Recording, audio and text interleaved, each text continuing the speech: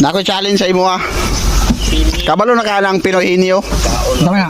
Pinoy Inyo. Ang tangnaon ako. Oh, di ba sikat na laro mo na sa Itbulaga? Oh, kaya pwede ka na. Pwede na? Sige. Sige. Na. Nakoy pahulaan sa imo ah. Kung mahulaan nimo ni, makonsider na kang hinyo. Inyo gyud. Hinyo ka sa Jinsan or sa tibok kalibutan na ni nga hinyo ka. Hoy, upload kay ko na. Oh, sige ah.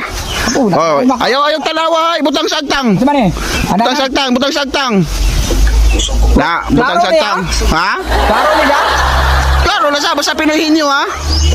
O sige.